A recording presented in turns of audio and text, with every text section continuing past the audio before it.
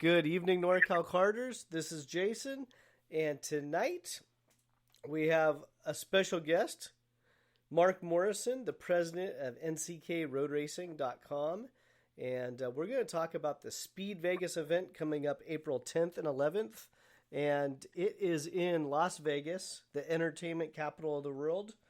Mark, say hello. Hi, everybody. How you doing tonight? I think we're doing great. All two of my listeners. No, it's so for those of you that are listening live, you can click on the Spreaker app or Spreaker icon for this link that you see on our Facebook page or norcalcarters.com, and you could chat live with us. You could type in questions. I can ask Mark if you have questions about the SpeedVegas event. And there we have it. Mark, are you excited about it? April 10th and the 11th, Las Vegas? We're getting there. It was a little tough going here for the last month or so. The entries weren't as high as we expected them to be. So we had to actually make some modifications to our program so we could still put it on. We ended up canceling the actual nighttime portion under the lights because we just couldn't justify the $11,000 rental fee for the lights with the amount of entries that we had.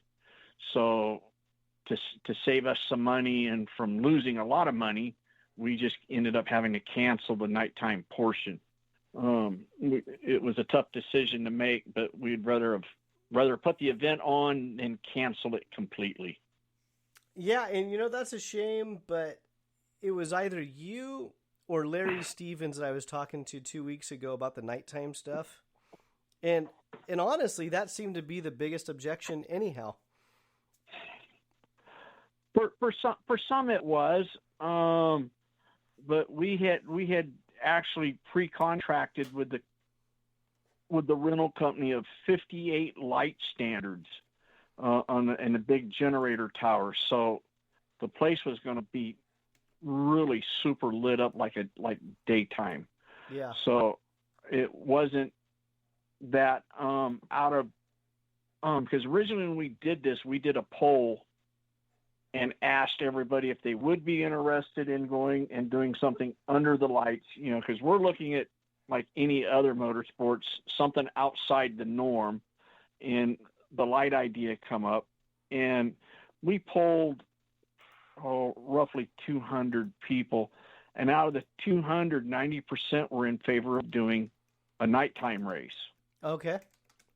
So we looked at the numbers and we figured out how many drivers we had to have to make this happen.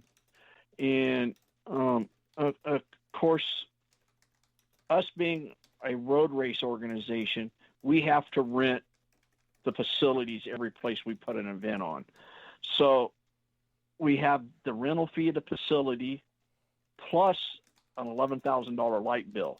Yeah. So, and at the time we had to make decisions because the light company had to start pulling in lights 3 weeks ahead of time, because they don't have 58 light generators sitting on their facility. So they were going to have to pull them in from Southern Nevada from all their rental companies.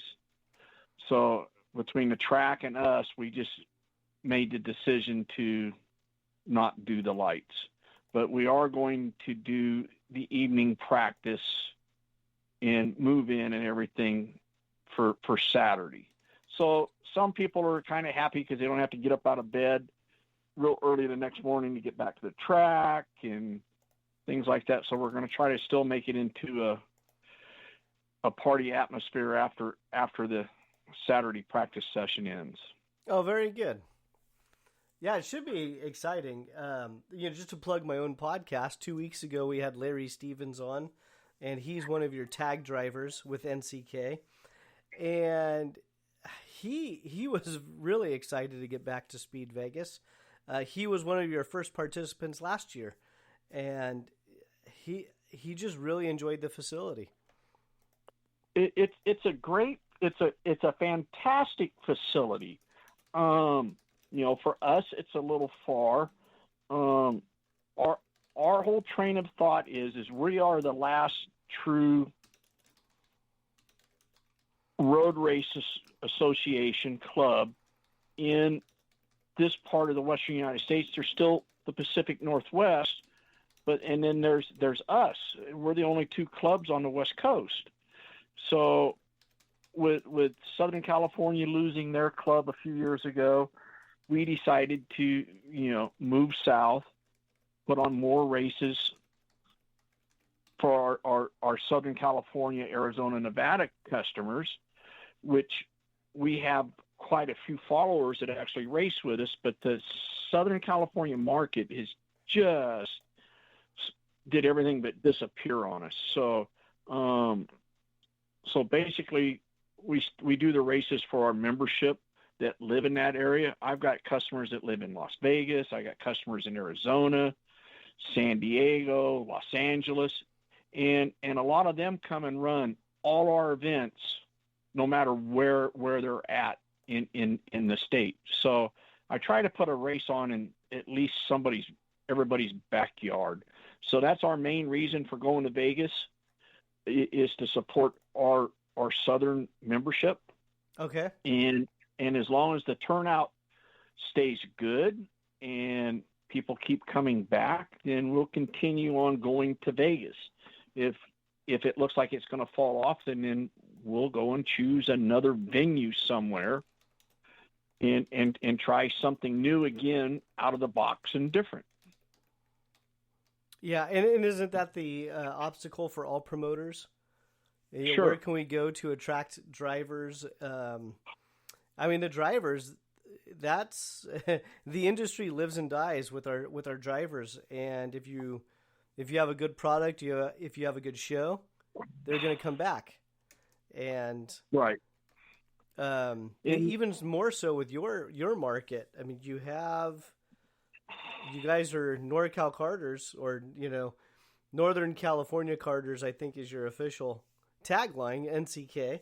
But you pull guys from SoCal, Arizona. I know you have a few racers in Vegas. You have a lot of racers that come down from Oregon, and it's got to be very difficult to try to tap into a very very specialized market and have good entries. It is, and it's we're in California. We're starting to become more age restricted by the demands of the facilities. So we don't get the true junior sprint racers can't run with us. Yeah. Our minimum age, and it depends on the facility, we can start actually running road racing at 12 years old. Okay. So if I was to go to SpeedVegas and say, we're going to put on a sprint race, I can bring in a true junior. But the way our class structures are set up and stuff, and the demands on insurance, if I could run them, I have to give them their own time slot, and I can't mix the true juniors with adult classes. Got it. So it's really tough for us to draw the super young crowd to come into it, like sprint tracks.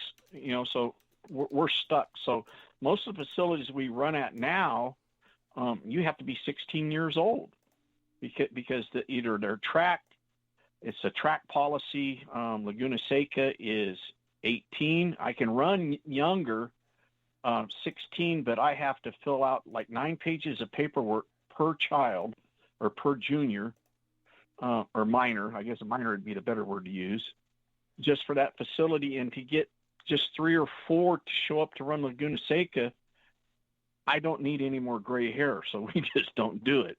Yeah, that's understandable. I can do Sonoma, Thunder Hill, I can do 16, they don't have a question. I can go to Buttonwillow or Willow Springs, and then I can run 12-year-olds. But I have to give them their own run time. But I can run, we still follow the IKF rule book. So if the rule says that a 16-year-old can run this particular kart, then he can run with us. Okay. So let's rewind back to the Speed Vegas. What is the age limit at Speed Vegas? For us, it's 16. 16. Okay. Because we actually are promoting a road race. Now, if I went to Speed Vegas and said it was a sprint race and we only did 10-minute runs, then I can bring in a younger group. But that doesn't help my customer base right now. No, I don't think it would. A 10-minute run on a mile and a half. What is that? 3 laps? To give Vegas credit, they are trying a monthly series now at Speed Vegas. And they've got 10 or 15 people that are doing it now. Yeah. Because they lost their tracks, and more power to them if they can get a monthly series going and bring in the younger crowd and get karting back to life again in the Vegas area. On one side, it would hurt us. On the other side, I like to see the growth. So it's, I encourage them to get their sprint programs going and things like that, and then let people step up into the road racing end of it. Yeah. Isn't that's definitely a double-edged sword, because you just nailed it on the head. On one side, they are now going to become your competition pooling entries, but I know Vegas in the past, there's been a lot of talent that came out of Vegas. They used to have a good density of racers, but without a kart track, it's really hard to promote the sport. And then you guys were the ones that really broke the ice last year when you went down there. Was it October? Yep. And that was the first official event that was a karting event at Speed Vegas. And it obviously went well if they decided to do something a little different on their own as well. I mean, that's kudos to you. Well, it's fine that they do it, and you've got 2 major karting shops in Vegas, and up until this year, there's no track. Yeah. So, here, what is it? Fast Tech and Acceleration Karting are both based in Vegas, and they don't have a facility to run on. Yeah. So I can understand them as companies. We need a place to go run, and right now Speed Vegas is the place to do it. But their program is totally different than my program. So, because we'll call it enduro racing, because we're doing 25-minute runs, and they're doing sprint running, which is up to, I think they've got it set up where is a 10-minute run. So if you're running a minute, a super fast Formula 125 is going to run it right at a minute flat. So if you're on a 10-minute clock, you're going to get probably 8 laps. Yeah. But that's 8 miles. That's more than 8 miles. That's 12 miles in 10 minutes.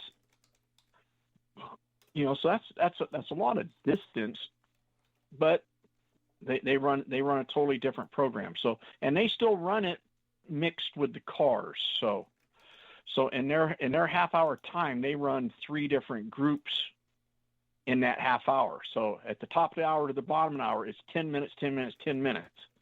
So they're probably not getting actually 10 minutes worth of track time. But what's nice about the program is they are letting the juniors run. So, which is a good thing. Well, yeah, we go back to it. It's hard to grow the sport when you have no place to take anybody.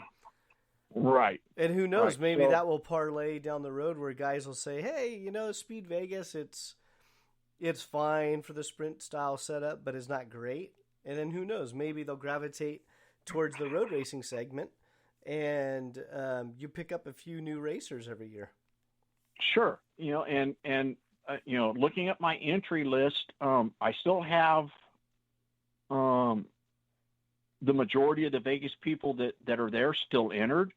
I gained a couple new ones, and I lost a couple, but that's that's standard in the industry. I have a big group coming in from Arizona still.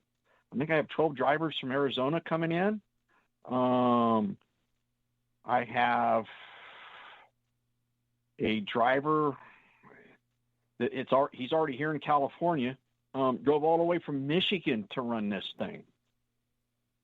You have drivers coming from Michigan for the Vegas event? I have one driver drove all the way out from Michigan for this race. Nice.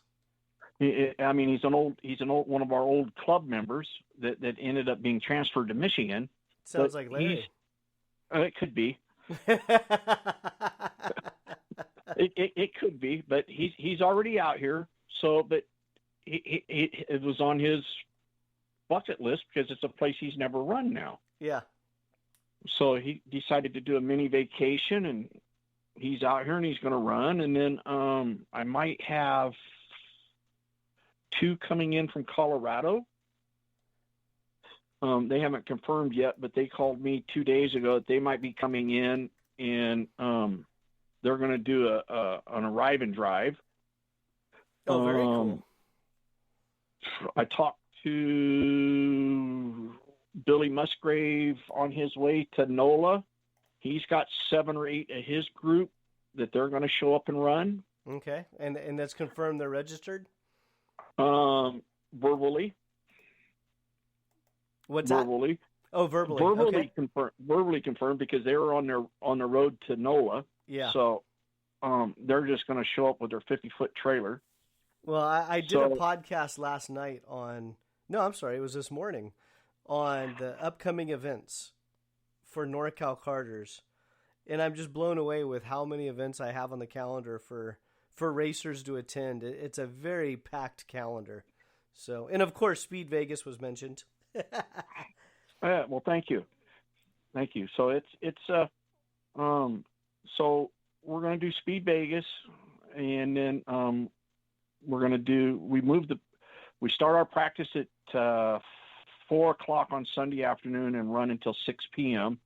So we're going to give everybody 2 hours of open practice, and then Sunday morning we'll do a half hour. We just call it a tune-up practice for half an hour, and then our first race will start at 9:30, and then we race at the bottom of every hour until we'll do 9, 3, 3, 3. Yeah, we'll do 9 half-hour sessions through the day. Okay. And each group will run 3 times, so a person can enter his tag cart and run tag for 3 individual races, and then he could probably jump in and take that tag and run what we call Factory Experimental 2 or FKE 2, and he could run it'd be like an open class for that style motor. He could run that, so he could actually run 6 races in a day. And so in 20 minutes, that's 15. So they're going to get a minimum of 15 to 16 laps every session on a mile and a half. It's a lot of fuel and a lot of tire. Yeah, and it looks like you already have the current schedule without racing under the lights. It looks like you already have that updated on motorsports.reg. Yes, we do. And we just basically moved everything up 2 hours. Moved the drivers meeting up, and then set the practice up. Move in, it'll still be the same time. So Saturday will be a laid back, easy day. Get everybody all in, and we'll let everybody start moving in about 10 o'clock after we cone off the paddock area, because we can't get in any sooner than Saturday morning. And then we'll get it all set up, and then we've got the M Resort as our host hotel. Okay. Casino. So most of the people are staying at the M Resort, which is nice. It's only a mile and a half or 2 miles down the road. So there we've got a few drivers that have birthdays that weekend. So it sounds like we're going to have some partying going on at the M Resort. There's going to be some new people, or not new people, new drivers showing up with new carts and things like that. So they're using Vegas for the shakedown. for those that like something different, the group coming in from Arizona are now running a sprint cart with 2 4-strokes on it. Okay. And I can't tell you which one it is, if it's the Animal Motors or the LO206s, but they have some bottom end to them and some bottom end grunt, and they move. So I think there's 4 of them showing up. So it's from Ben Hur's group out of Arizona, and they're impressive to listen to these things. They must be animals then. Yeah, they could be. Because I run the 206 and it's not impressive. It's not. No, these all to me. Anybody running a lawnmower motor, they're called tater diggers in my world. Yeah. So, but they're coming up and they're really impressive to watch them run. But the track is really suited for sprint carts. It's a fast flowing sprint cart track. The top running 125s lap times are equal to our 250 supercarts. Okay. So the supercarts are faster on the long runs, and the sprint carts are faster through the turns. Now, did you have the 250 out there at the last race? I did, but I only made about 4 laps. Okay, so you drove it with the 250, and you've been to every other track out there. How is that track different for a 250 laydown cart versus a sprint cart? The weight, for one, because we're at 500. Most of us are at 500 pounds an average. Is that with the cart? With the cart. So 4.8. So we're at 480 to 520, 530 is the average. I didn't realize your carts were that heavy. Yeah, so they're they're a little harder to handle through the tight turns like that. Okay. Where the sprint cart's more nimble, but on the straightaway we walk right past them, and if the turns are flowing turns and things like that, but it would be, I don't know how to compare it to. Oh, let's see. What track could I use? Old Atwater would be a good example. Okay, going down the long straightaway, and you had that 180-degree turn. Yep. That would be for us. That would be, if for a 250. That would be one of our slower turns. Got it. Okay. And then as you come up back in towards pit out or pit in at Atwater, you had them hard left rights. Yep. There you just get out of the cart for 250 and you just walk around it. Got it. Because you just had to putt because you couldn't manhandle the cart around. Yeah, and I think a lot of it was, it's fifth gear, flat out, balls out. Yeah. Yeah. And I think a lot of it is in the, because we're set up more for aero, laid back in it and stuff, and I think if a person was to set upright in a 250, he could probably throw the cart around a little bit better and have a little bit more body English with it. Mm-hmm. To where we're kind of, our seat backs are at like 35 degrees in laid back, and then your head's turned up, so you're trying to get out of the wind. So they're more designed for aerodynamics than they are for that short sprint type run. So for those of you that are curious as to what Mark and I are talking about, if you go to nckroodracing.com and you go to their homepage and just allow their banner to scroll through, they have samples of sprint carts for road race, and they have examples of the laydowns that we're talking about for road race. And then there should be a true enduro cart there too, which is, I call them the pencil carts. Is that the John Player special? Yeah, that's a true laydown where you lay on your back and you drive it between your toes. Yep, you do have one of those as well. Yeah, that's a true enduro kart. Them karts were designed to run 45 minutes. Okay. And of course, even my class in a supercart was originally a 45-minute run, but we're all old and we just can't survive 45 minutes. Yeah. Well, and that's why you're on the podcast, right? You're trying to reach a younger generation. Yes. Yeah. So, and then we encourage junior 16-year-olds to come run. If they have a tag, they can run tag. There's and I'm not for sure what the motor is now. It's the 8. Back in my day, it was the HPV motors. So there's HPV, KPV. The new current rendition would be the KA100 from Miami, Right. Or you had the Vortex VLR, which is the direct competitor, both 100cc air cooled. Yeah. So they could run that motor. They could run. If I'm not mistaken, I think they can run stock moto too. Okay. At 16. So we have like 3 classes that a 16-year-old can run. And then for the Northern California people, we have a program set up. If you are 16, 17, you can run our events for $100 for the day. Okay. And we've done that to encourage this, the 16, 17-year-olds to come out and run with us. Yeah. And they can run what we call all you can race.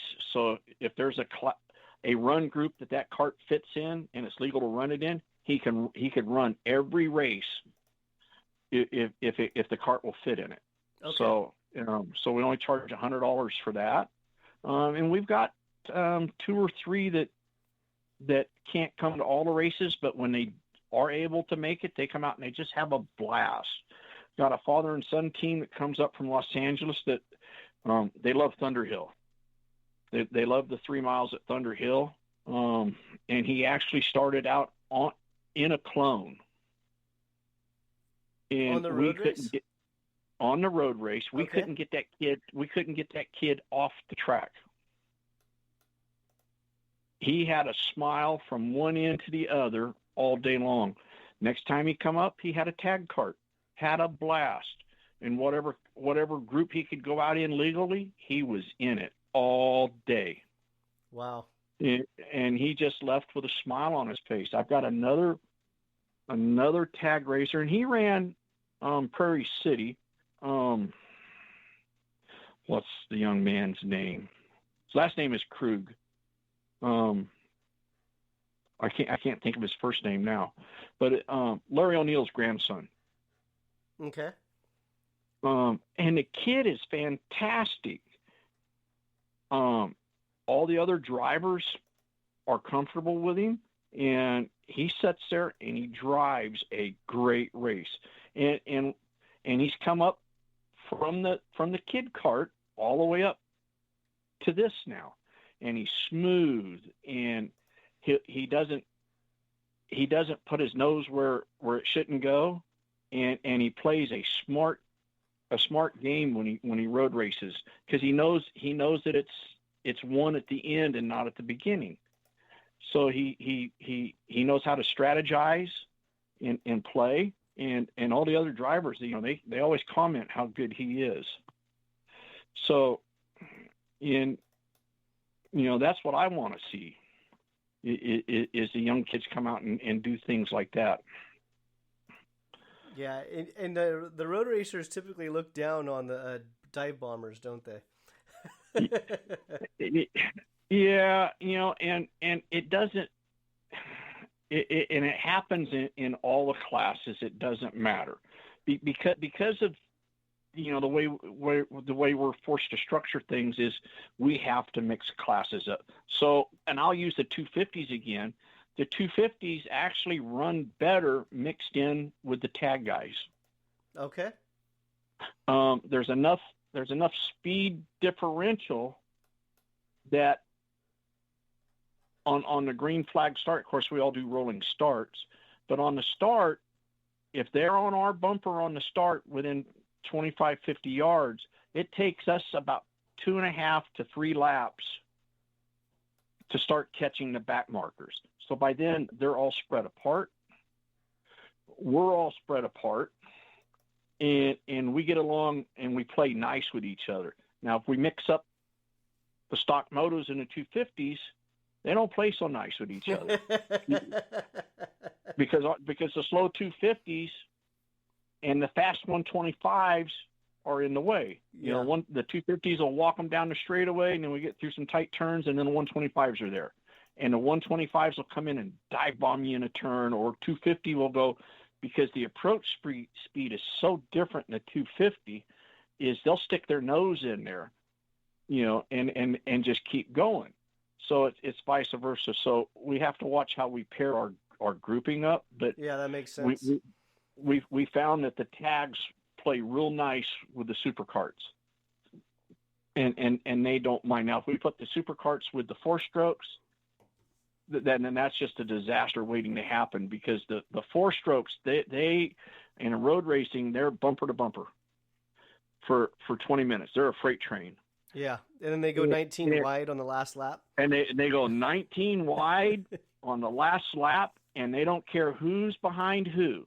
They just fan out in a line all the way across the track, and a supercart's coming up, you know, at 120 miles an hour versus their 65 miles an hour, and they fan out. So we don't mix them. So we'll let the 80 cc's and down run with the 4-strokes, and then we try to keep all our 125s in their own run group. So it's over the years, it's worked out pretty good this way. Okay, so you guys definitely have a system. So let's talk about SpeedVegas and getting someone signed up. So there's 2 ways. There's 3 ways. You could either go to norcalcarters.com, click on our calendar, click on the NCK event, and that will take you directly to the NCK webpage. Or you could go to nckroadracing.com directly. On the right-hand side, it says event registration. Click on register now, and that takes you to motorsportsreg.com. And at the bottom, you'll see NCK SpeedVegas. Click continue. And you guys did a really nice job on Motorsports Reg of putting all the information there.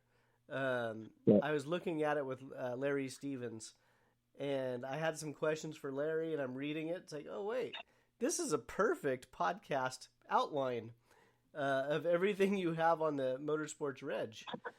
Yeah, and it has all the information, but it's what, 2 pages worth of information? Yeah. But it has the lodging, it has where you can get fuel and things like that. So it's really great for that. But on the registration, if anybody hasn't entered yet, if they contact me direct by email, I will issue them a discounted code. Oh, okay. The code will save them $100 on entry. Okay. But they have to ask me for the code. Okay. If so they for don't those ask that didn't me, hear that, if you have not registered yet, you'll have to email Mark Morrison. Now, when they click on send a message on Motorsports Reg, does that go directly to you? It goes to our scoring and timing person and registration person, Brad Stewart. Okay. Which that's fine. He can answer it too. Okay. But they have to literally ask for it because we closed pre-registration up 4 weeks ago. Correct. So now it's normal registration, but pre-registration was is $100 cheaper. Okay. So and being we kind of backed out of the lights, I figured at least I could do is offer everybody a discount back to the original price, because our normal is what it does. It puts us back to our normal entry fee, what we normally charge. Got it. So today is Tuesday, March 30th. Yeah. And according to Motorsports Reg, there are 6 days left to register. You have till April 5th to register. Correct. I will take registrations at the track, but I won't honor any discounts at the track. Perfect. And anything you want to cover on specifically outside of registration or the event schedule? Is there something that you would like to get out there or highlight yourself? As far as SpeedVegas or other ventures? Let's do SpeedVegas now. And then we could maybe wrap up. Let's do SpeedVegas now. So, we don't need. I'd like to see more racers come out and enjoy it. Okay. Enjoy the weekend with us. If you don't want to race, you can still come out and watch. There's a great viewing balcony there to watch the race. Come meet all the drivers and talk to the drivers. If you have questions about road racing,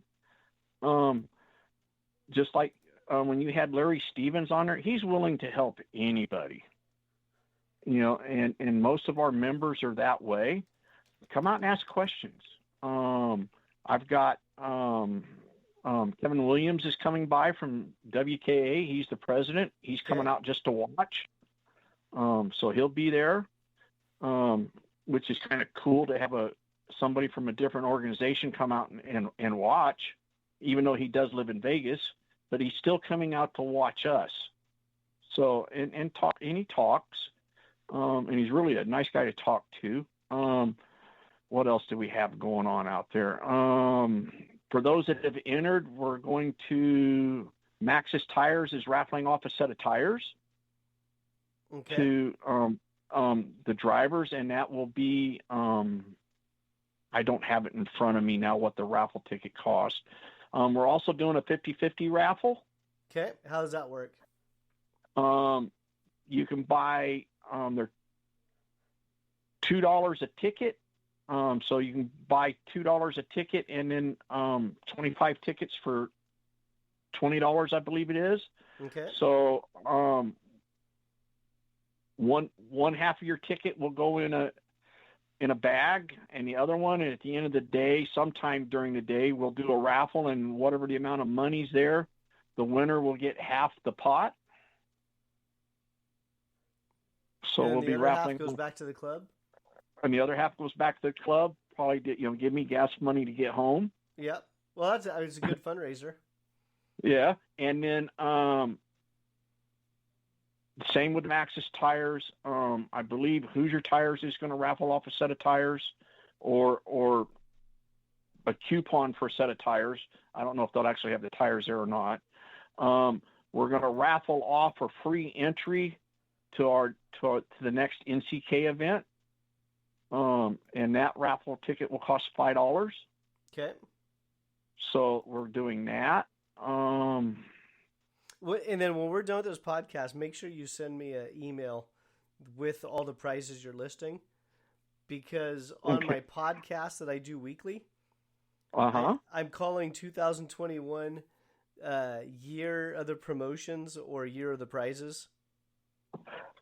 Okay. So definitely send me a list of everything that you're doing, so I can start highlighting it on NorCal Carters on my weekly podcast. So that's some of the things that we're going to do. We have the driver's lounge upstairs of the building, so that's ours for Saturday evening. That's ours for all day Sunday. There's a SpeedVegas is giving a discounted price if you want to rent a car, okay, and take an exotic car out for laps. They also have a off-road stadium truck that you can rent, and I think they have the four-wheel quads or side-by-sides. Okay. That you can rent and run on the stadium truck. So anybody that comes in and it's part of the road race event, or they just say that they're with the road race event, there'll be a discounted price for that. And then there's going to be a couple food trucks there. So it's just a fun atmosphere. It's laid back. It's not rushed. The program runs a little bit slower than our normal day because of the cars on, and we're splitting. So every half hour you can watch exotic cars go by. We have their crowd watching us, which is fun to watch them, because when they get there and they see all these little carts and stuff, and then they think it's funny until they see how fast they're actually going. Yeah. Well, and that's just a great crossover promotion right there. Just sure. If someone's out at SpeedVegas as a tourist, they're already interested in fast stuff. Sure. And then they see a go-kart smoke their lap time. Yeah. I got to do in a Porsche. It was in a Porsche. I don't remember which one it was now, but it was the fast one, R3.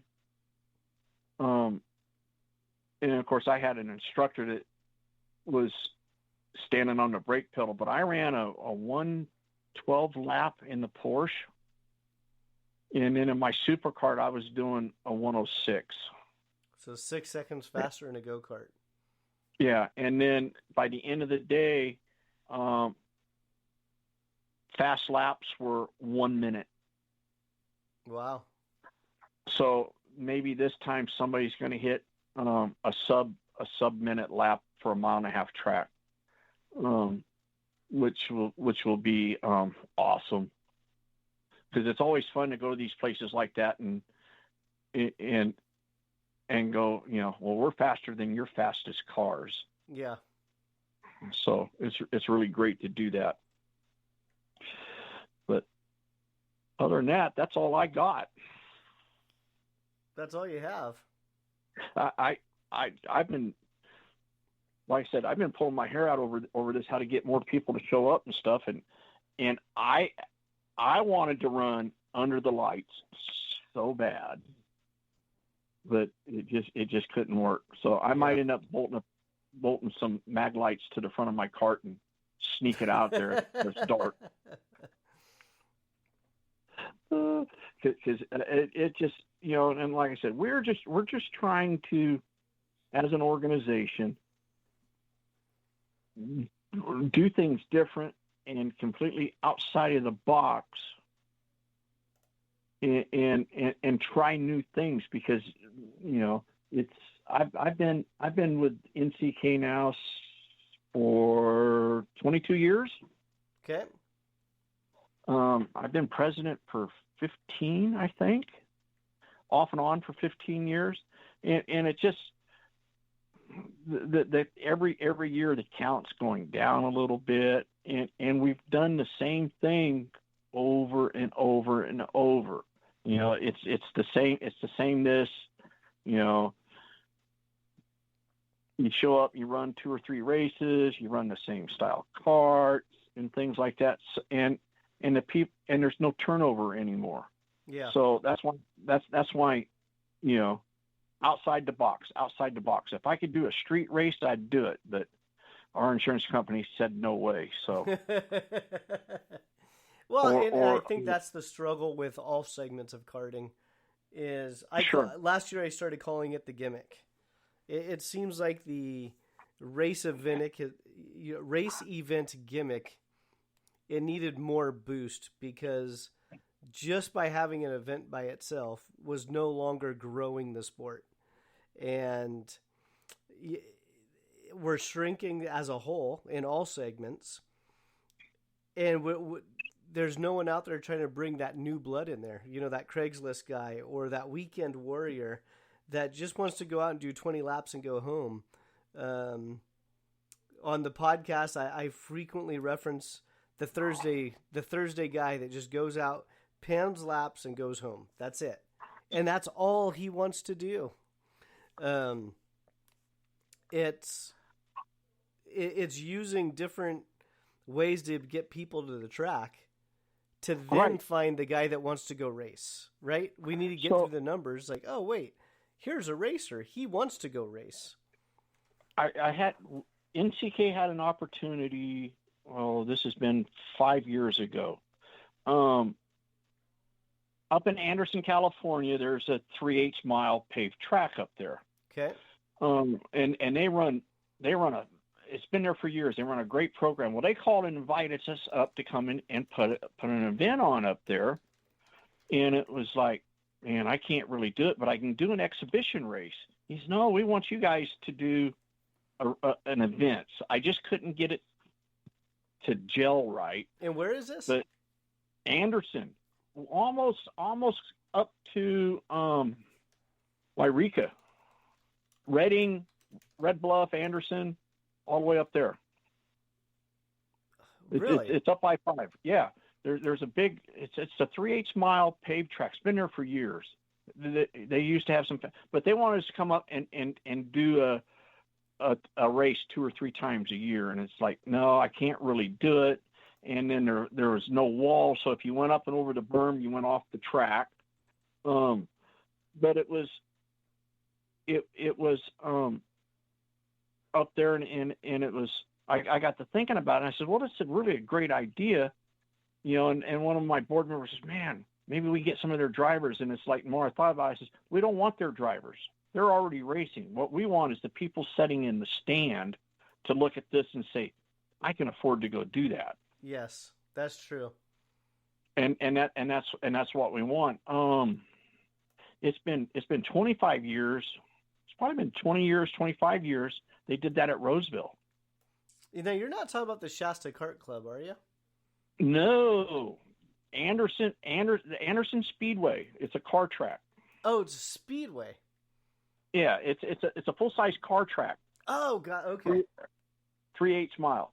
They wanted us to come up and do that. And the guy come to Thunder Hill and just begged us to come up there, and it just, no, I can't do it. But if you want to come, if you want 4 or 5 of us to come up and just do an exhibition run, we'll do it. Because a racer is a racer. You give a racer a chance to go show off somewhere, he's going to do it. Yeah. So, but it just never fell through. So it's them opportunities like that I look at is, where can I go do something? And not necessarily, I don't want the racer, but I want it to attract the person in the grandstand going, I can afford to go do this. Yeah.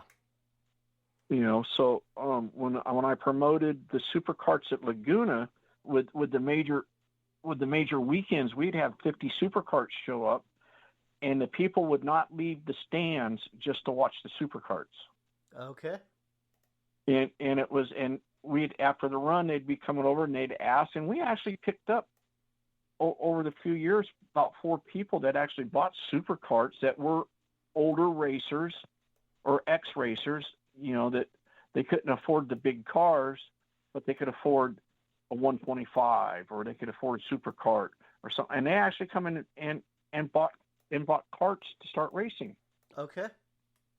So there's them promotions out there, but we have done Cal Expo at the car shows and this shows and that shows, and it's all great about bragging rights, but it's other ideas outside the box to increase your membership.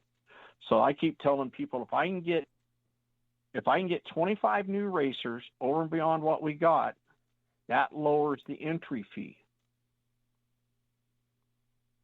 Yeah. And if we can lower, and that works in, if you can get 25 more drivers, lower the entry fee. When you lower the entry fee, that might bring in more drivers.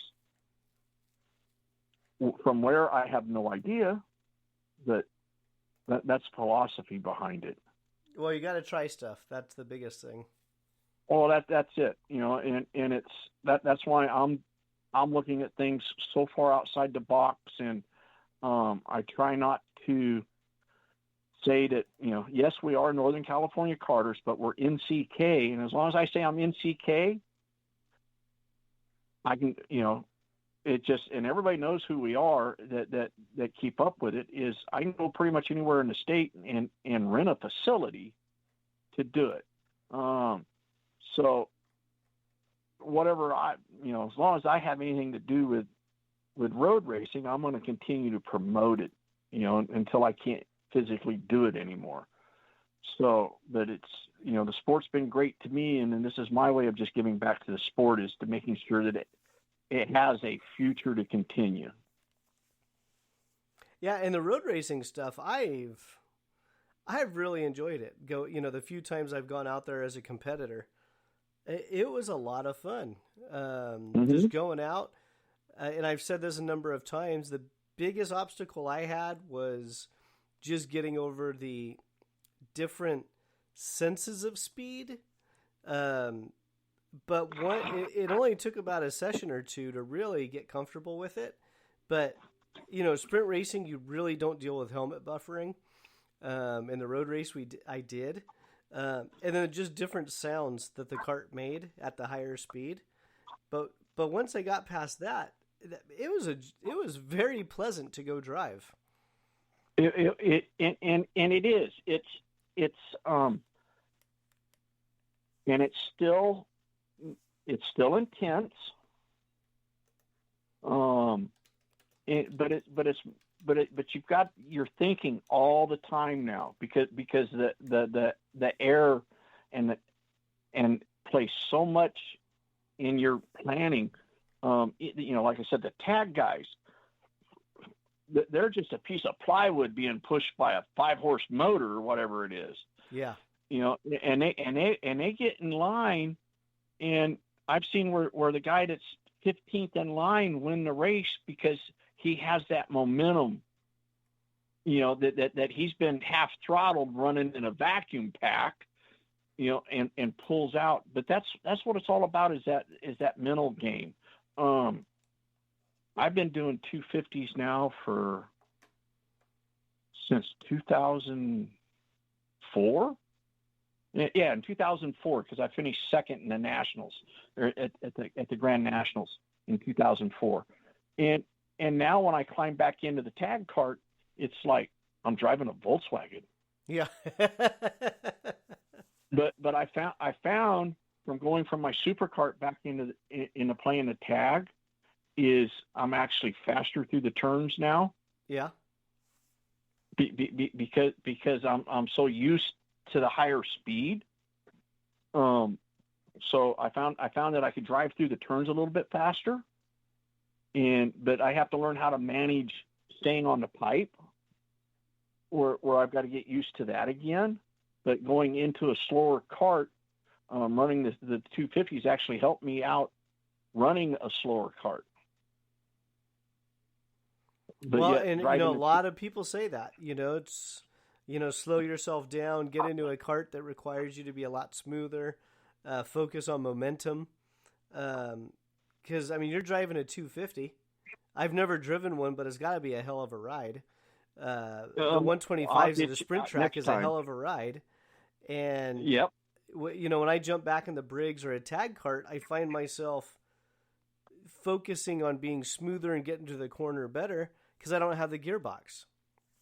So, remember when we went out to Prairie City here, 6-7 months ago, and played for that day? Yeah. That day killed me. I never, of course I am old, but I never felt so whooped in all my life as I did at the end of that day. and then when you guys tossed a coin and decided to run it backwards, that just totally ruined me. Because I ran Prairie City for years out there, so I was used, and I haven't run Prairie City since probably 2006. Yeah. Somewhere in there. Okay. And it was just like, getting right back on that bicycle and going again. It felt so natural going the normal way, and the rhythm was starting to come back, and then you guys would go flip it the other way. And it was just like, here I am, I'm out in the dirt and this and that. And we're running what, clones?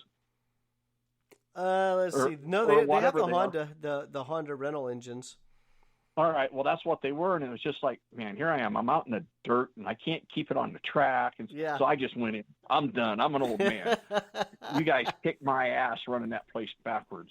Yeah. But it was fun. But I just like that Donald, kind of I mean, stuff. at the Prairie City track, even their rental carts are pretty quick. I mean, they get up and go. Yes, they do. Yeah, I mean they're not shifters, you know. So if someone out there thinking, "Oh, it's not a shifter," no, it's not a shifter. But for a rental type cart, those things get moving pretty quick. Oh, I was just I got all my championship jackets. I was champion at Prairie City in 2003. Oh, there you go. Yeah, so it's been a long time, and what did I run back then? I think it was HPV or tag. It was HPV because the tag had just come out with the Pirellas back then, or the Leopards. Yep. Okay. So it was HPV, but 2003 I was track champion out there. So it was a fun track to run. I won't tell you that was 18 years ago. All right, and then I won't tell you how old I actually am either. Then,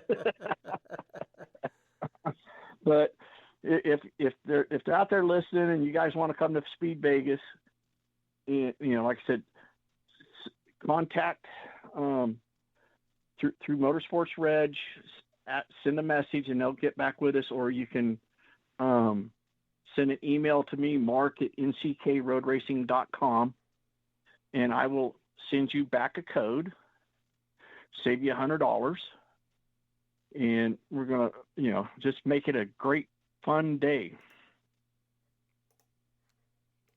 Yeah, no, it sounds like it's gonna be a great event, and like I said, I had Larry on the podcast a couple of weeks ago, and he was, you know, giving out gearing recommendations for the different tag engines, and he said he really had a lot of fun back in October, and he can't wait to get back there.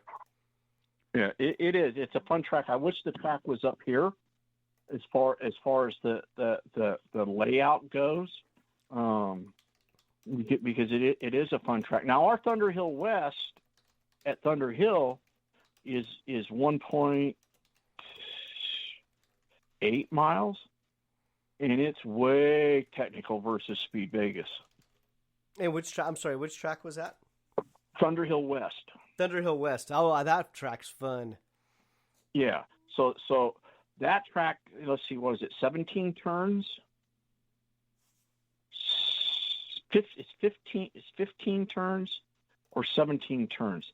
That track will work you out. The track will make you an old man quick, but it's a fun track to drive in a sprint cart. Yeah, I really enjoyed the Thunder Hill West track. Yeah, that's a great track. It's not for me and my 250. It's not my track. Okay. I can't do it. It's way too physical for me, because it just seems like all I'm doing is turning left, turning right, turning left, turning right. You know, and it's way too busy in that type of cart for me. The 125 guys, they just love that track. Oh man, I got off that track with a huge smile. Yeah, it's a blast, and people prefer the original layout versus the bypass, which is it's just a physical track. There's one turn just before you come on the straightaway, a couple turns before. I swear to God, as you go around the turn, you can read your rear number plate. Yeah. and in Vegas, it's just the opposite. Vegas is, it's got its long straightaway. It's got it's left and right, and then down through the S's, you know, and you think, oh man, this is fast, but you go through the S's and they're really technical. You've actually got to slow down and go through it. It's one of them turns that if you haven't gone off, you're going to. You know, and every track has one. Yeah. So it just invites you to go flat out through there? Yeah, because the way you look at it, it's like, okay, I can thread the needle through this thing, but it's some of the turns are decreasing radiuses, which makes it that much more difficult. So you got all that entry speed, and you're trying to get rid of it. Yeah. And then the time you're on the brakes and trying to set up for the next line, you just screwed it up. So, but going down into the bowl, the bowl's really a fun turn, and then that unwinds because that's an decreasing radius. But it goes down, it's downhill, and you go around 180 degrees, and you start heading back uphill. And when I say uphill, from the top of the track to the bottom of the track, 66-foot elevation change. Yeah. But it seems to be at the so that would be the north end. It seems to be most of the downhill portion of that 60 feet is at the north end of the track, or at the clubhouse end. Okay. So, but standing up on top of the balcony, watching them come out of that bowl, I mean, you can see them. You can watch the entire race from the balcony and see the whole track. But they go down the backside into that bowl, and you're going. Well, let's say, hypothetically, they're doing 100 miles an hour going into this bowl, which they're not. But as they come out of the bowl and start heading towards you, it looks like they're only doing 30 miles an hour. Okay. And how fast are they going? Probably the tag carts are probably doing 60 at that point. Okay. But it's sight deceiving because they're actually climbing an elevation and making a turn. They're moving, but the way it plays on your eyes is it looks like they're really slow. So it's interesting to watch. And I talked to Larry Stevens about it, and he says, "No, we're doing about 60 miles an hour coming out of that turn." And I says, "Well, it just looks like you guys are crawling." and so I walked down there, and it was just how you were looking at them. So yeah, and then you have a cart that's a lot smaller than a car on a full size track, so you lose that scale as well. So your reference points are going to be a little further away when you're visually watching it. And I think that's one of the hardest things about karting and trying to put it on TV. Unless you've done it, you can't appreciate the speed, and it just, unfortunately, does not televise well. No. This track, Vegas would be a good track because spectators can pretty much see the entire thing from the balcony. Yeah. And the balcony is the second floor of the building. And of course they have their showroom. They're probably 15-foot ceilings, and then the second floor is on top of that. So you're elevated high enough that you can see you can see everything. Okay. And that's what makes it so fun. Is now the spectators can see everything that's going on. I personally, I would be a lousy road race spectator because I can't see the entire track. I want to watch and see what's going on everywhere. Yeah. And you can't do it at the Thunder Hills and all these other tracks, is you just can't see them. At Thunder Hill, you're standing on the front straightaway. You can watch them go by. You can watch them go through turn 1, and then you see them come out of. You can see a little bit of their heads through 3. Then you see them up 5 and down 5, and then you lose them, and then you see them between 7 and 8, and you lose them again. And then if you're tall enough, you can see them coming down the back straightaway, but all you see is the top of their helmets because of the K-walls. And they're doing at Thunder Hill 3 miles, a tag cart is just above a 2-minute lap in a tag cart in 3 miles. Okay. Yeah. At Thunder Hill. I think a 2:02 or 2 with a 7, maybe somewhere right in there. Which is a decent speed for a tag cart. And what's nice, what I like about the tag carts is it's you've got to know how to keep it on the pipe, and you've really got to be smooth, because if you get down below the power band, you just shot yourself in the foot.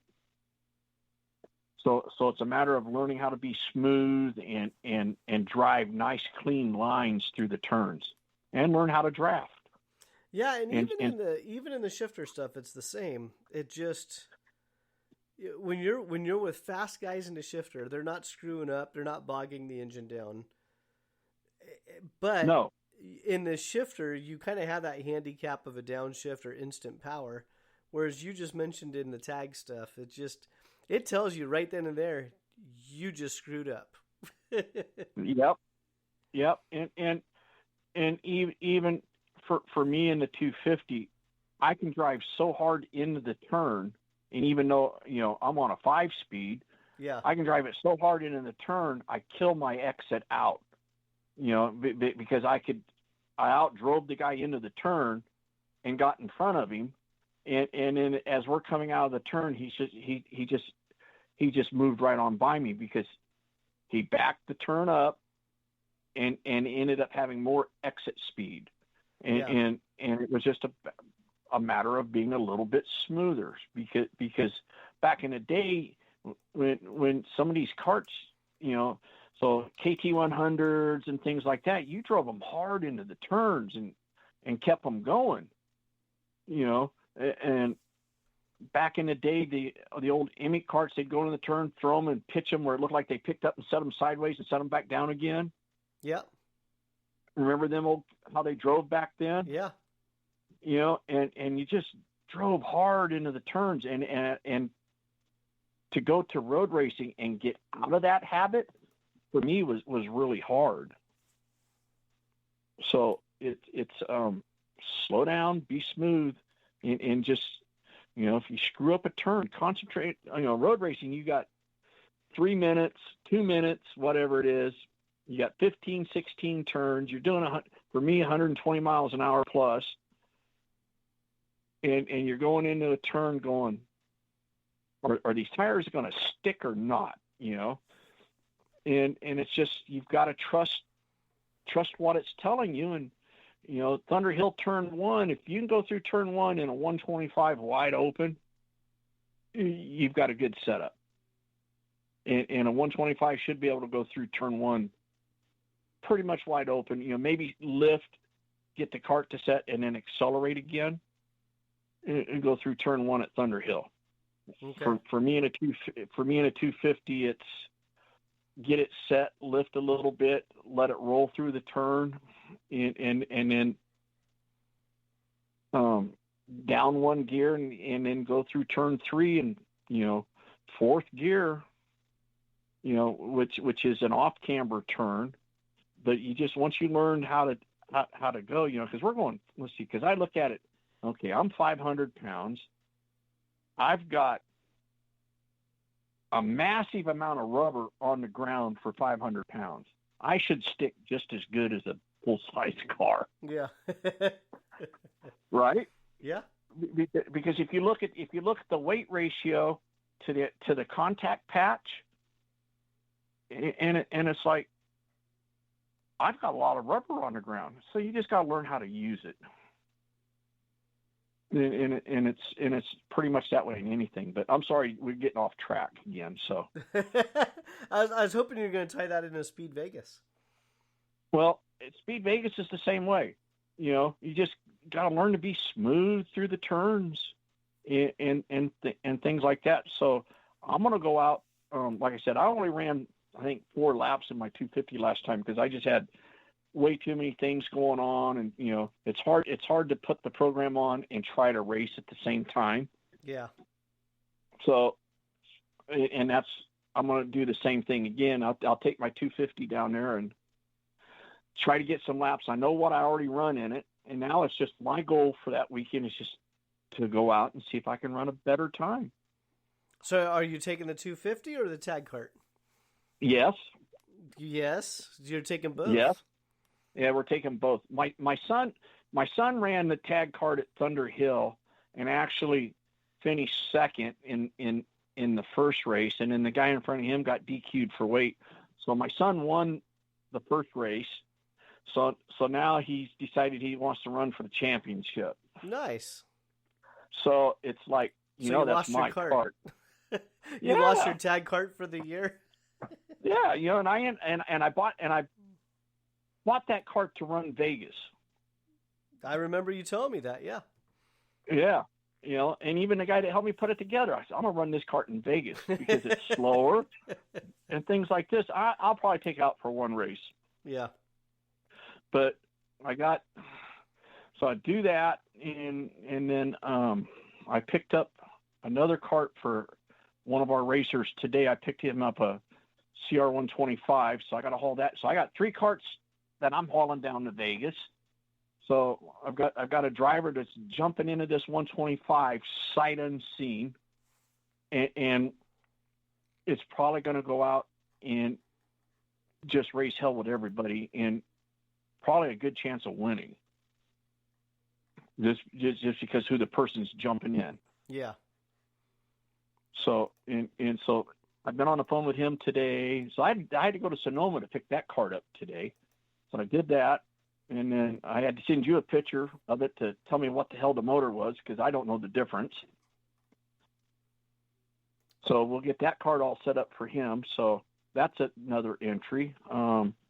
So yeah, it's just, I keep hearing all these surprises of people that are coming. So well, it sounds like the entries fun. are growing. Too bad I just didn't do it a little sooner, but I would have needed, forward. I would have needed an additional, from the time we made the decision, I would have needed another 35 drivers. The original goal was to have a total of 95 drivers. Got it. And at the time we pulled the plug, we were at 52. Okay. And the event's paid for, other than all the staff's paid for and all that, but we just couldn't. We needed that extra, the drivers to pay for the lights. Yeah. And it just wouldn't happen. So let's see, who do we have coming? Sean Bond's coming, Todd Cameron's coming. Who other heavy hitters are coming? I don't know if any of Andy Sesman's group's coming, because you guys just got done with Sonoma, right? Sonoma, yeah. Yeah, so I don't know if any of them are coming. Like I said earlier, Billy Musgrave's coming, and he's bringing 6. So I don't know who they are. So it'll be a surprise there. Let's see, who else would be a heavy. Sedonia's coming. Yeah, so there's going to be some heavy hitters from SoCal in the 125 showing up. Okay.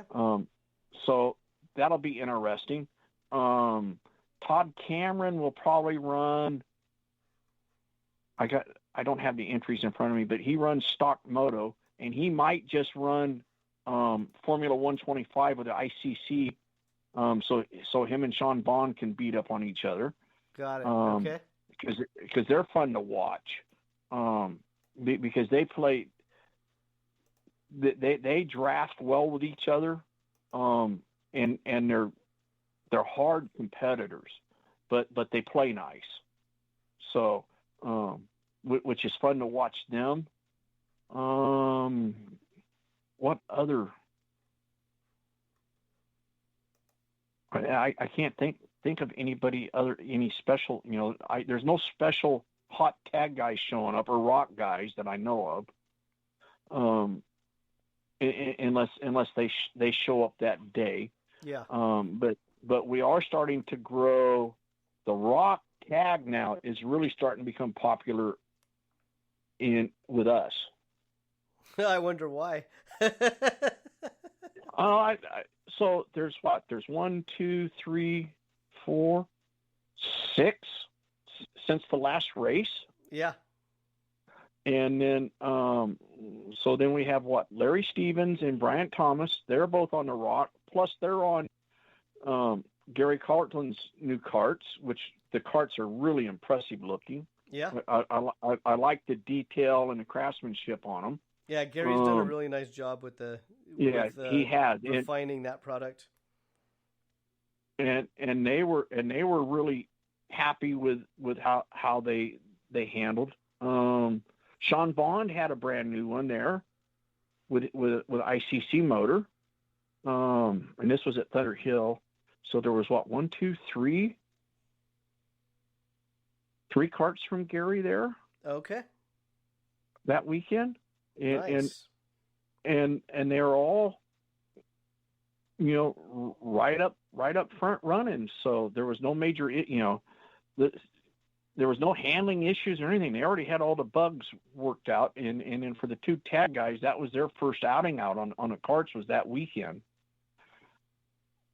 So I'm sure they've done some little minor tune-up details on the chassis for Vegas.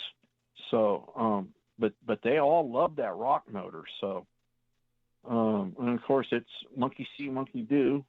Yep. Because everybody else is going to have the latest, greatest motor now. So, which is good for business. It's good for us too. And the tag is a great class to get in too, as far as and I'm sure it happens in sprint racing too. People go out and they watch, and the guy's never been in a kart and he wants to buy the baddest, fastest 125 right off the bat. Oh, all the time. Yeah. All the time. So and we have the same issue. Is I try to point guys into buy a tag kart. Just go find yourself a used tag kart and start there. Or if you want to buy a new one, buy a new tag kart, because one, you got to learn how to manage the clutch. You got to manage the pipe. You got to learn how to be smooth. And being, you can get them with or without front brakes. I prefer they start without front brakes, so they can learn how to control their braking a little bit better. So it's really, the tag is a really great road race beginner kart. For a person that still wants the speed. Top speed would probably be, on a good running tag, 90 miles an hour probably. Yeah, I would imagine so.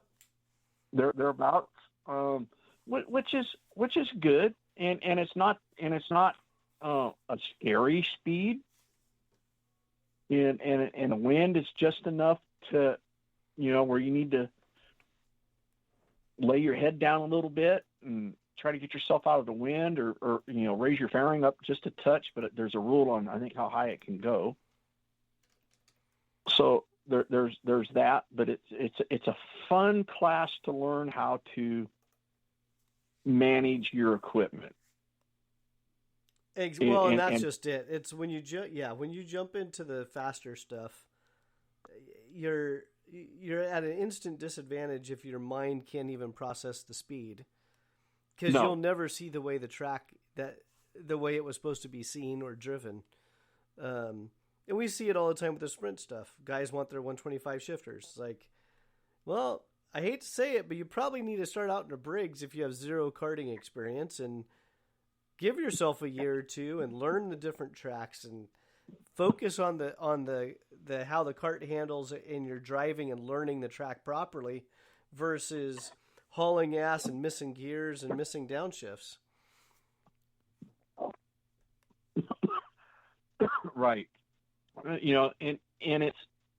the disadvantage, it's not a disadvantage, but even for us, there's not a mandatory, you got to do this first to get to this. Yeah.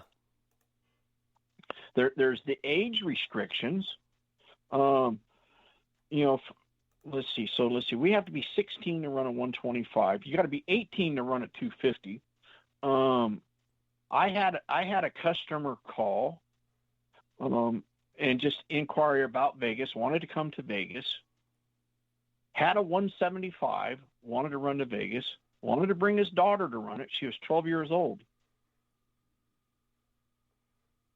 And I go, what?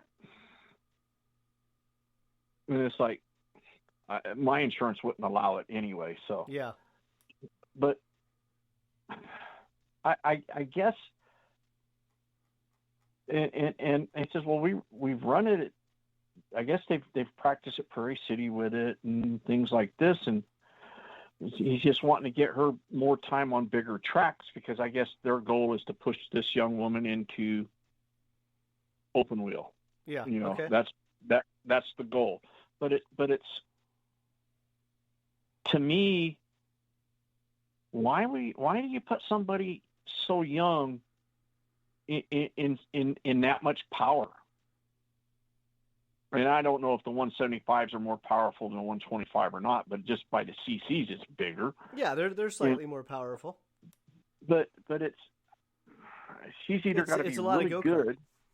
Yeah, it is a lot of go-kart. And to me, maybe she started when she was in a kid kart. Who knows? You know, maybe she is experienced. But, you know, at my end of my world, it's like, I can't do it. My insurance won't let me do it. Yeah. You know, and it's, well, we'll sign all the waivers. And I says, my insurance won't let me do it. You know, if I had you say here, you're not responsible, and she gets in an accident, the lawsuit, I couldn't afford to pay the dime to call an attorney then. Yeah. Who has a better attorney? Yeah. You know, so it's well, it's also on a case by case too. It's like if there's no, sure. If one, the age thing is a big deal, and there's no racing experience that you have with a particular driver, and I'm sure over the years you know there's been a few cases where you've seen younger drivers like, yeah, absolutely, but you're still bound by insurance restrictions or track restrictions. Right. And of course here in California, it's all I can say is it's California. Yeah. I can go to Daytona, and here we can't get, excuse me, a 206 to run with us. Go to Daytona on the full track road course, and they had 60 of them. Yeah. 60 206s running that track, and no issues. Yep. But out here, I can't get a one, and there's a ton of them out here. But they won't come play with us. So yeah. Well, maybe what you need to do is push hard. You've been pushing hard the SpeedVegas event, and then your Thunderhill West event. When is that? Thunderhill West is we're going to run that in October. In October. So you sprint guys, if you want to break into road racing and you just don't want to do the full size track, October, Thunderhill West. And if you're a first time road racer and you're not in my database, and you're 18 and older, it's $125 to enter. Okay. So promotion for first time racers. Yes, and it's $125 to enter first time road racer. No matter where we're at. Also, we started a new program. I'm glad you asked that question. You can come run with us now. And if you want to run all our events, but you don't want to run for points and money's a hair tight, you can come and do our practice and run one race at all year long. You can, whatever part your fits in, either group 1, 2, or 3, you can run one of the races in one of the last 3 races of the day, and all the practice for $125. So and that way, so you got all your practice time. We have 2 hours of practice, and then you get your 2 hours of practice, and then you got 20 to 25 minutes race in the day for $125. You're not going to get that kind of time value at any sprint track. Yeah. And what it doesn't do is you don't have to buy a membership. If you win the race, you get the trophy for that particular race, but you don't earn end of the year points or anything like that. You just come out and have a good time. And that's for any race? That's for any of our events except for Speed Vegas. Okay. So at all our Thunder Hill races, when it's just one of our standard standalone races, if you want a road race, but you don't want to pay our $375 entry fee, which entitles you to the practice, and then you get in 3 races for the day. Yep. And for $125, you get the whole practice session, and then you run in one of the 3 run groups in the last 3 sessions. And the reason we do the last 3 is in that time frame, we have cart breakage, and they didn't make the 3rd call. They didn't want to run the 3rd call because they're old and tired and went home, and things like that. So the classes aren't as big, and so we've put them in the end of the day. We had one family come up from the Bay Area at the last Thunder Hill race. There was 4 of them. They brought 2 80cc shifter carts, and they split the carts up amongst them all day. Okay. They had a blast. So I let them each have a race. So I actually moved 2 of them into the second group of 3 runs. So they all got their one race apiece. But they shared practice time, and they were happy. They're coming back. So we have that promotion. And then if you're a first time road racer and you just want to come out and try it and you want to spend the whole day, then it's $125 for the practice and then the 3 races. Or it's, and most of the time we have second options where you can run that same cart in a different class. So if you were in, let's pick a cart. So if you show up with a stock moto, you run with the stock moto guys. You can run that class, or you can enter in Formula 125 and run a different group. So and we got our groups divided up to where most of the time they can run second options. So you could actually get out there 6 times in a day, or if you bring 2 carts and they fit different classes, you could pretty much run all day if you want to be an Ironman. Okay. And so we have them promotions going on. And then so after Speed Vegas, our next race is June 7th at Thunder Hill on the 3 miles. Then 3 miles. Then we've got in July the United States Karting Grand Prix in July at Utah, and then the next old Miller Sports Campus. Yeah, the old Miller Sports Campus, and that we can save that for another podcast because I could talk for another hour and a half about that. And then our next club race would be October on Thunder Hill West. 1, 2. I think I'm missing a date. No, that should be right. 1, 2, 3. Yeah, that's right. In October. So, and we're already planning on things for next year. So we're working on that. We're looking at doing possibly 2-day events next year. And only do maybe 5 2-day events over the whole calendar year. So we're looking into different schedules on that. We're looking into where we would control the weekend. Maybe let's say a weekend with Legends cars, or a weekend, to where, and there's a lot of small organizations out there just like us that they can't rent the whole weekend, but they could do a day. And the tracks all up and down the state, they don't want to rent just one day on a weekend anymore. They want to rent the entire weekend. So in road racing, there's only 52 weekends a year. So and they will sell every weekend, but there's 300 organizations fighting for the weekends. Yeah. So and Thunder Hill's got 2 tracks. Buttonwillow is supposed to have a new track, another 2.2 or 2.5 mile track done May of this year. So they will have 2 full-size road courses at Buttonwillow.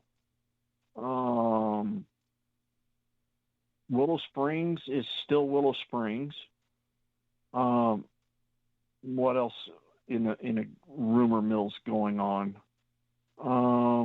That's about it. Then there's of course, once California Speedway digs up the 2-mile track, then there'll be no more road course at California Speedway.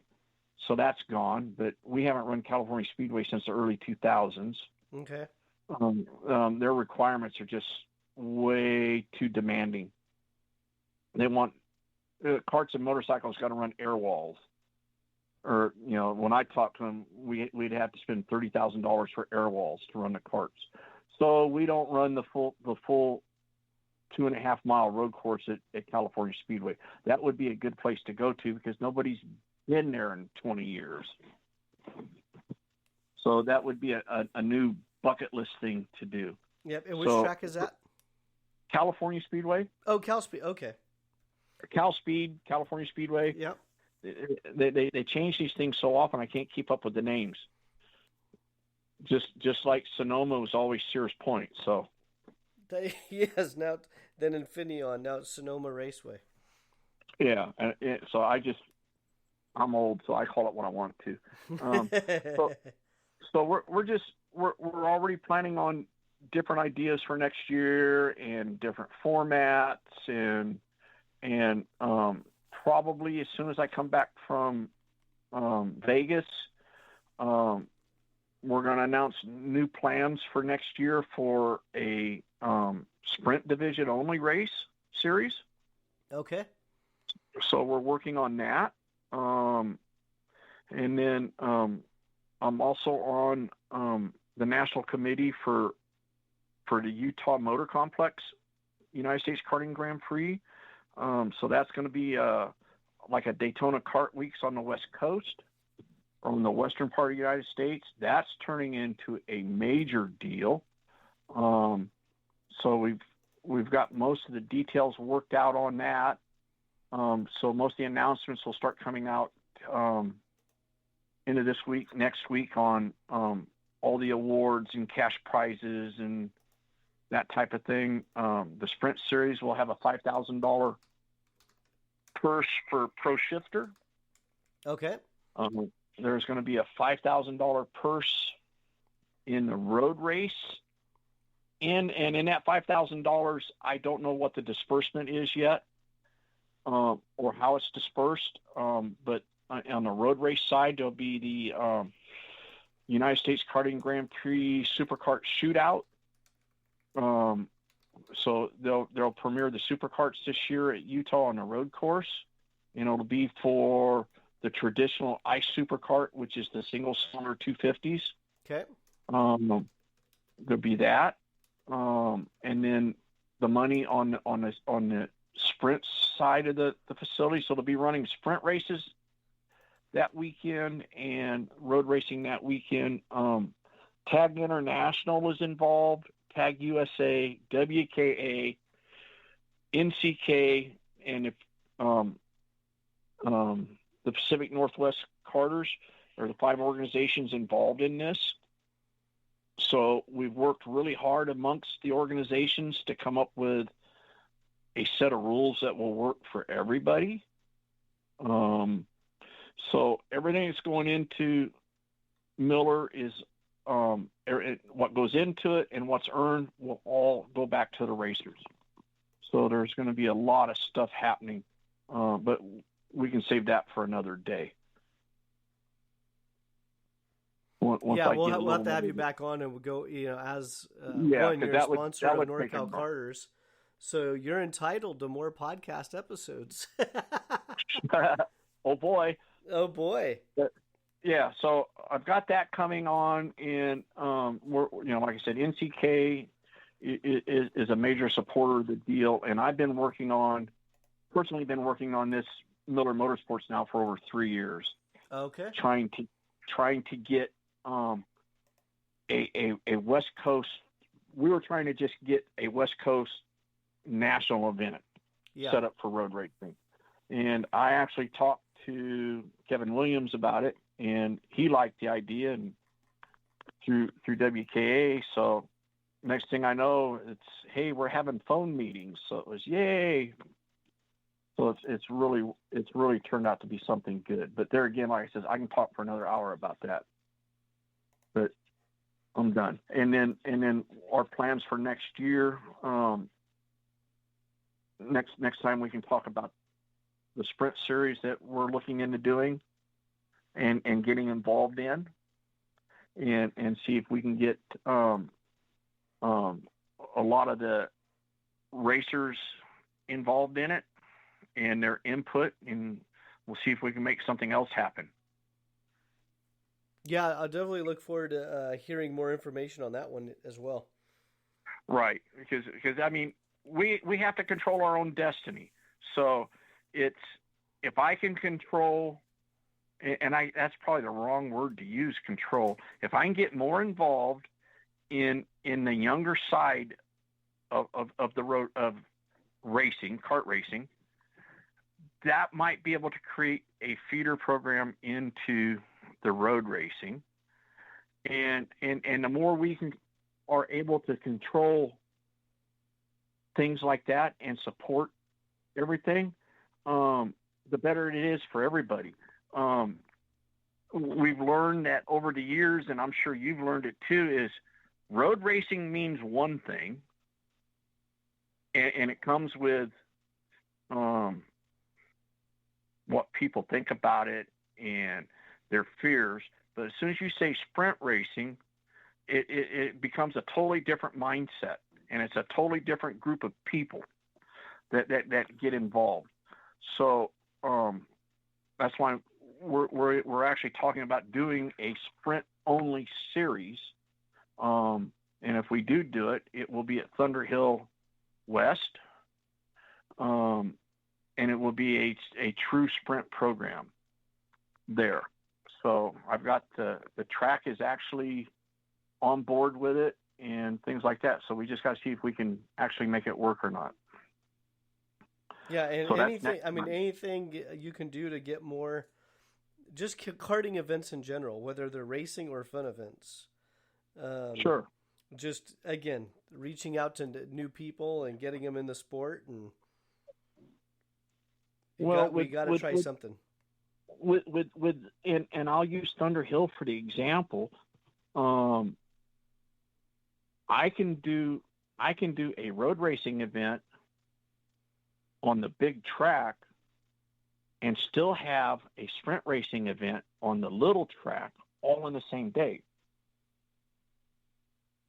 And then if I go to the 2-day programs, is basically we do the whole facility, and then we can control the whole facility and things like that. So if this program works, is now we might be able to generate some crossover racing down the road. Yeah.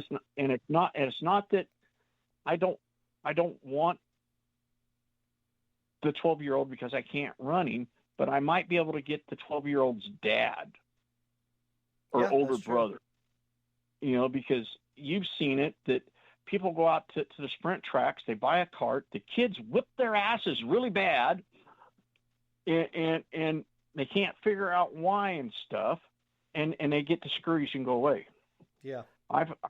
We've had more people come to us that ran sprint racing, and they're in their 40s and a little older, and the road racing is more relaxed, it's easier on the body, and now they're having fun. Because they're on a level playing field now, to where the kids at 12, 13 years old has no fear, doesn't know what it's like to have to get up and go to work the next day and go, oh, this hurts and that hurts and my back hurts and my arms are sore, because they don't feel it. So it's just trying to get the whole age spectrum involved now, and we just want to be a piece of the pie now. Yeah. Well, and you need to do something to get new blood into the road racing segment. Sure. So, and I'm not going to go to Prairie City, Dixon, or Davis. I mean, I could, but I'm not going to go there and try to snatch their drivers. Yeah. Because 90% of them facilities, their drivers are under 16 years old. But if I can do a sprint series only, and then, if I can get involved and it works out, and then of course, maybe we could get into the Gold Cup series or whatever it is, or the Gold Rush series and that type of thing, and work it around and try not to be in conflicts with the other three dates. Because if I do this thing, it's only going to be 5 or 6 races over the year anyway. Yeah. And by doing it, I would have to work with all the other local tracks to begin with, because I would be stuck on dates. I can't move dates. And of course, all the other facilities can, because they don't necessarily own it, but they have the leases on the facilities. So they can run their programs any way they see fit. Correct. So there's a lot of work involved down the road, and I've been talking to a lot of people about it in different organizations and things like that. So I'm generating interest. So like I said, by the time we get back from Vegas, it'll be time to start pushing that, because before we know it, it's 2022. No, you're absolutely right. So we'll just keep pushing it that way. All right. So what are your final words for Speed Vegas, April 10th and 11th? If you haven't entered, please do so. And if you want to come watch, please come watch. It's going to be an exciting weekend. It should be some really good road racing style runs going on down there. So come join us. We even got, we got John from Fast Tech put a cart together to even come play with us. Oh, nice. So he'll be there. So that'll be fun. So he'll be out there supporting it. And so we've generated a lot of interest.